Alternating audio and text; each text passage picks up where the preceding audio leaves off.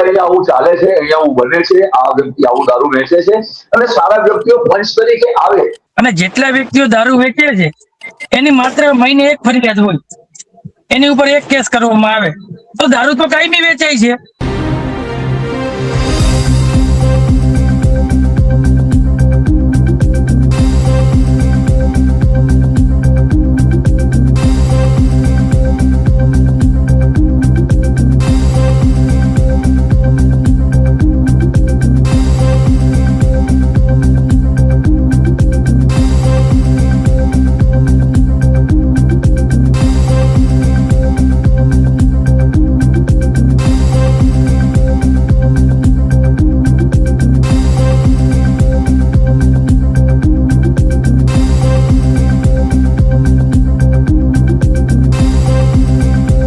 સડકથી લઈ અને સોશિયલ મીડિયામાં સવાલ પૂછાઈ રહ્યો છે કે ગાંધીના ગુજરાતમાં દારૂબંધી હોવા છતાં આ પ્રકારના બનાવો કેમ બની રહ્યા છે?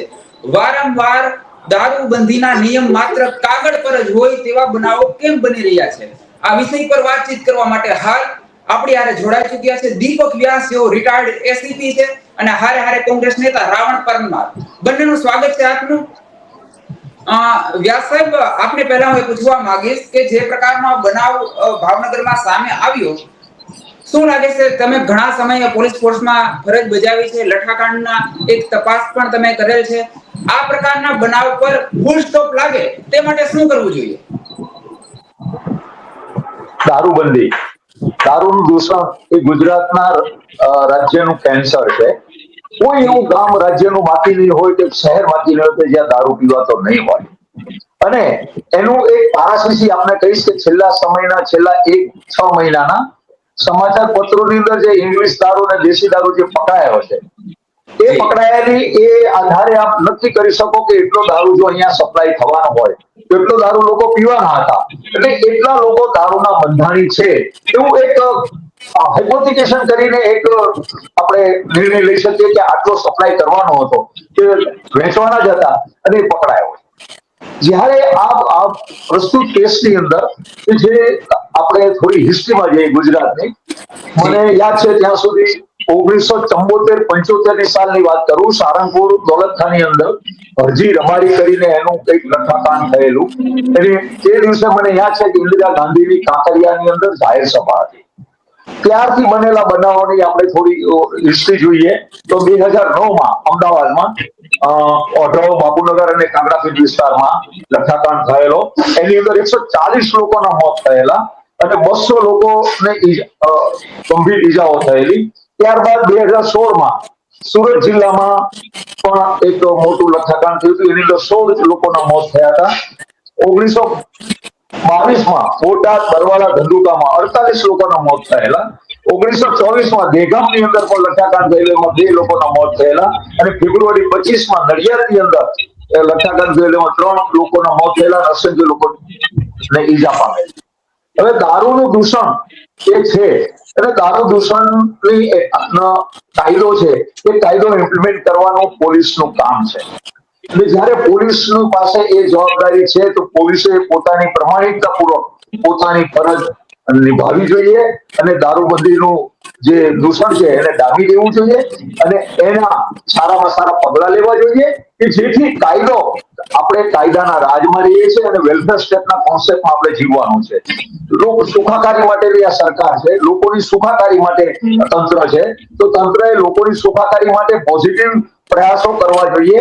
અને ખાસ કરીને જયારે આપણે પ્રોહિબિશનની વાત કરીએ છીએ ત્યારે મેં 36 વર્ષ 3 મહિના ડિપાર્ટમેન્ટમાં નોકરી કરી. પ્રોહિબિશનના કેસોની અંદર જે કેસો બને છે તો એ કાયદાનો જે ઇમ્પ્લિમેન્ટ થાય અને કાયદાના કોર્ટની અંદર એને સજા થાય તો એની દાખલારૂપ બાબત એ લોકો ધ્યાને લે કે આપણે આવો કરશું તો આપણને એવી સજા થશે. પરંતુ મારા કેસમાં મેક્સિમમ મારા અનુભવ પ્રમાણે, કદાચ મારો અનુભવ જુદો હશે, કે મેક્સિમમ લોકો પ્રોહિબિશનના કેસની અંદર કોર્ટની અંદર છૂટી જતા હોય. શા માટે? એક પંચ, પ્રોહિબિશનના કેસમાં 2 પંચો એ અગત્યની ભૂમિકા ભજવતા હોય છે. એ લોકોની હાજરીની અંદર દારૂ પકડાયા હતા, દારૂ પીધેલો હોય કે દારૂનો જે કઈ અડ્ડો ચાલતો હોય એને જે પંચનામું કરવામાં એની અંદર જે પંચો આવે છે. એટલે પંચની અંદર સારા વ્યક્તિઓની પાર્ટિસિપેશન થતું નથી. ત્યારે પોલીસે રિક્ષાવાળા કે સાદા લોકો આમ પેડલ્સિયન લોકો હોય છે એની સહકાર લઈને એનું પંચનામું કરતા હોય છે. અને આ પંચનામું જયારે પંચનામું કરવામાં આવે ત્યારબાદ પંચનામું કર્યા પછી કોર્ટની અંદર પોતાના પંચનામાને અનુમોદન આપે, પોતે જે દારૂનો કે કેસ થયેલો છે એની અંદર પોતાની હાજરી હતી અને પોતાની સામે પંચનામું થયેલું હતું એવું અનુમોદન આપે ત્યારે આરોપીને સજા થઈ શકે.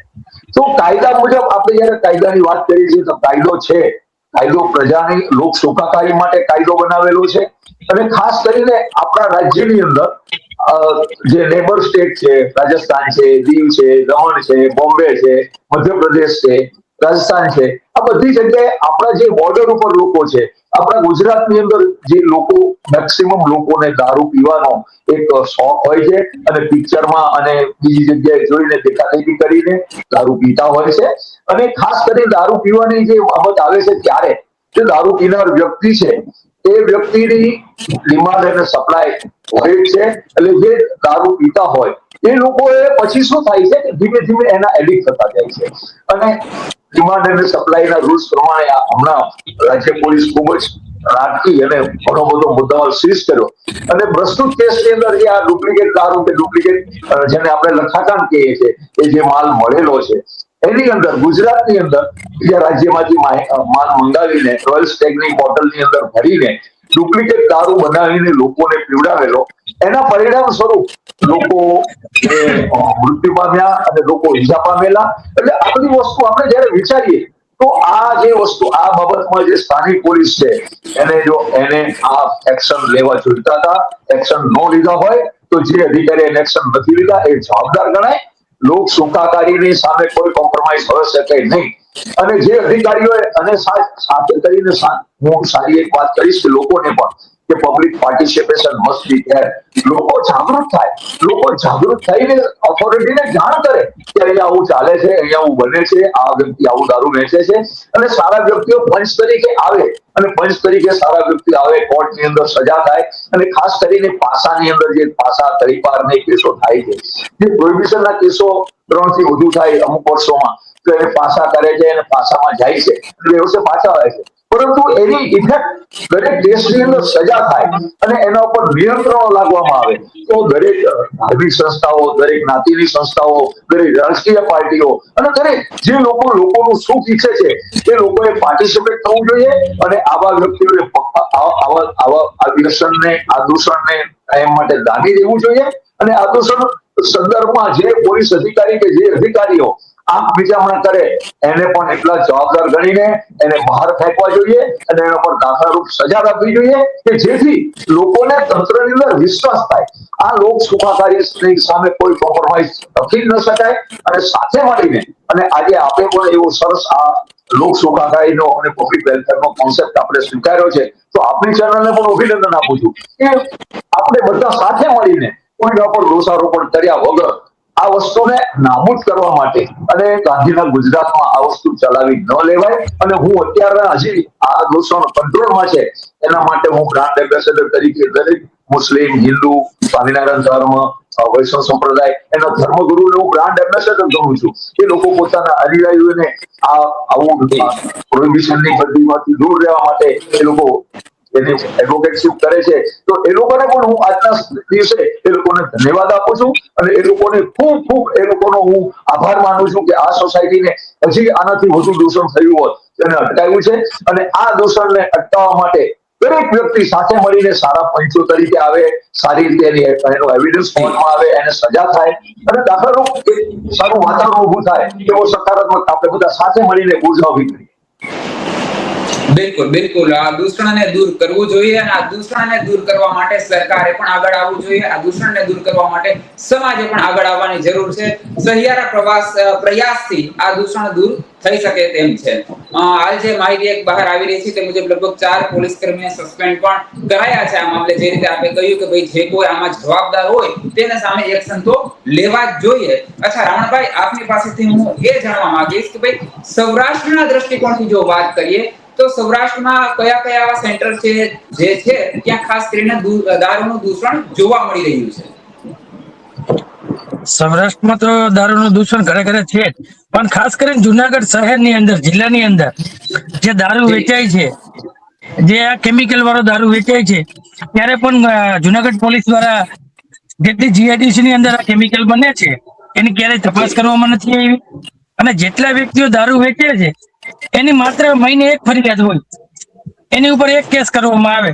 તો દારૂ તો કાયમી વેચાય છે, કેમ કાયમી એની માટે કેસ કરવામાં નથી આવતા, માલ પકડવામાં નથી આવતો? અને લોકો જાગૃત છે જ. સાહેબે જેમ દીપકભાઈ કીધું કે લોકો જાગૃત થવા જોઈએ, લોકો જાગૃત જ છે. લોકો હજારો અરજીઓ કરે છે, પણ જી જુનાગઢ પોલીસ અને ગુજરાત પોલીસ જે લોકો પોલીસને સૂચના આપે છે, લેખિતમાં દે છે, એની ઉપર જ ખોટી ફરિયાદો દાખલ કરી અને ગુના દાખલ કરી દે છે. જુનાગઢ શહેરની અંદર તમને ખબર હોય તો પ્રતિકભાઈ 2 મહિના પહેલા જ મેં લેખિતમાં આપ્યું, નામ જો. છતાં આજ દિવસ સુધી જુનાગઢ પોલીસ, એના ડીવાયએસપી સાહેબ છે, એ ડિવિઝન પીઆઈ સાહેબ છે, કોઈ પણ જાતના પગલા લેતા નથી. કારણ માત્ર ને એટલું, ક્યાંક ને ક્યાંક આ પોલીસને બુટલેગરો હપ્તા આપે છે. આજે પણ મારી સાથે આવે, આજની તારીખમાં હું જુનાગઢ શહેરમાં જેટલા બુટલેગરો દારૂ વેચે, આ 2 નંબરનો જે કેમિકલ વાળો દારૂ બનાવે છે, એ ક્યાંક ને ક્યાંક જુનાગઢની જીઆઈડીસી માંથી જ આ કેમિકલ આવે. જી આ કેમિકલ થી ડુપ્લિકેટ બનાવે છે, એની ફેક્ટરીઓ પકડાઈ છે. છતાં પણ ગુજરાત પોલીસ પકડે જ્યારે દારૂ, ત્યારે એમ કે ભારતીય બનાવટી. પણ તમે ફેક્ટરી પકડી છે કે કેમિકલ નો બનાવે છે, જે બહારથી બનાવનાર વ્યક્તિઓ આવે છે. આવા પણ દાખલા છે મહારાષ્ટ્ર, વિદેશથી, બીજા રાજ્યોના અંદરથી, જેને કારીગર બોલાવવામાં આવે. કેટલી માત્રામાં એ કેમિકલ પાણીની અંદર નાખે તો એ કયા પ્રકારનો દારૂ બને, એનો એક કારીગરો આવે. આ કારીગરોને ગુજરાત પોલીસ પકડે જ છે, પણ પકડે કેટલા સુધી? એક દિવસ પૂરતા. બાકીના 365 ને પાછો દારૂ બનાવવા માટે મૂકી દે, ફરી પાછી એની માટે વોચ ના રાખે. જેમ તમે જો ગુજરાતમાં રાજકીય વ્યક્તિઓ માટે ગુજરાત સરકાર વોચ રાખે, પણ જી આરોપીઓ જેટલા આ દારૂ ડુપ્લિકેટ બનાવે છે એ જેલમાંથી છૂટી જાય પછી એની માટે ધ્યાન નથી રાખતા કે એ બીજી કઈ જગ્યાએ બનાવે. તો આ પણ બિલકુલ પોલીસની જ બિલકુલ જવાબદારી છે. જી અને જુનાગઢમાં પણ આવા હજારો બનાવ બન્યા છે. એક વડોદરાની અંદર આવા લઠાકાંડ થયા, ત્યારબાદ 2-4 દિવસમાં નાના કર્મચારીઓ માટે ફરિયાદ કરશે. મુખ્ય જવાબદારી તો ડીવાયએસપી ની આવે છે. કોઈ પણ જિલ્લાના ડીવાયએસપી ને એસપી ની જવાબદારી આવે છે. તો એને સસ્પેન્ડ કરો તો કદાચ આ દારૂનું દૂષણ છે એ ગુજરાતમાંથી બંધ થાય. બાકી તો ખાલી આપણે વાતો કરશું, ડિબેટ કરશું. જે પરિવારમાંથી જેના દીકરાઓ ગયા છે એ આપણે લાવી નહીં શકીએ, ફક્ત આપણે ડિબેટ કરશું.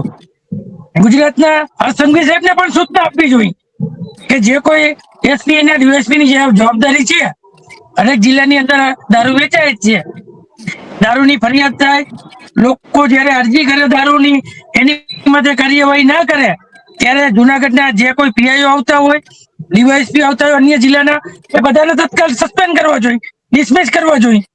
આવો પણ એ ગુજરાત સરકારે પણ લેવો જોઈએ. બિલકુલ બિલકુલ. અને માટે જ જરૂરી છે કે ભાઈ સરકાર દ્વારા, પોલીસ દ્વારા જરૂરી એક્શન લેવાય આ પ્રકારના બનાવમાં.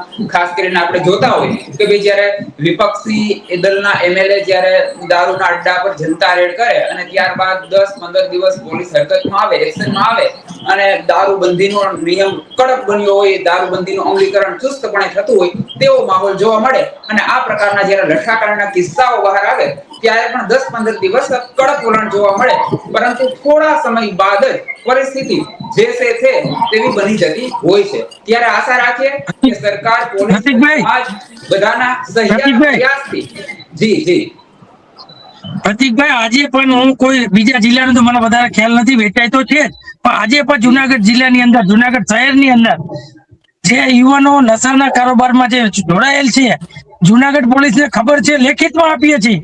ગાંજા અને બ્રાઉન શુગર થી જુનાગઢ છે એ ભરેલો છે. આ યુવાધન બરબાદ થાય છે. સરકારની પણ જવાબદારી છે, જુનાગઢ પોલીસની પણ જવાબદારી છે. અને પોતાની જવાબદારી નિભાવી ના હોય તો પોલીસ અધિકારીઓ રાજીનામા આપી દેવા જોઈએ, અન્ય લોકોને આવવા દેવા જોઈએ.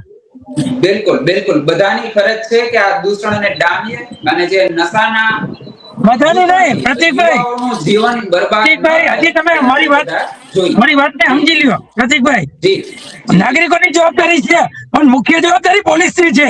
એનો પગાર લે છે એની જવાબદારીનો. એને બિલકુલ ખાખી બિલકુલ વર્દી એટલે જ દેવામાં આવે છે બિલકુલ. તો આમ અને એ જ જનતાને વાત ખાખી વ્યાસ વસ્તુ સાહેબે આપી જ પણ નથી. જણાવી, રામભાઈ, એ જ વાત વ્યાસ સાહેબે પણ જણાવી કે ભાઈ પોલીસ કર્મીઓએ પોતાની ફરજ નિષ્ઠાથી બજાવવી પડશે. વેલ આપ બંને અમારી અને એ સાથે જોડાયા ફરજના એ માટે એને ખૂબ ખૂબ આભાર. Thank A you. ફરજના જ એને પેમેન્ટ એને પગાર એ ફરજનો જ આપવામાં આવે છે. જી ખાખી જી કપડા એ બિલકુલ માટે જ બિલકુલ એને પહેરવામાં આવે છે કે લોકોના હિત માટે કામ કરો, નહીં કે હપ્તાખોરી લઈ અને યુવાનોનું ભવિષ્ય બગાડવામાં ના આવે. બિલકુલ બિલકુલ. એ જ વાત વ્યાસ સાહેબે પણ જણાવી કે ભાઈ દરેક પોલીસ કર્મી પોતાની ફરજ નિષ્ઠાથી બજાવવી પડશે. આપ બંને અમારી સાથે જોડાયા માટે ખૂબ ખૂબ આભાર. Thank you.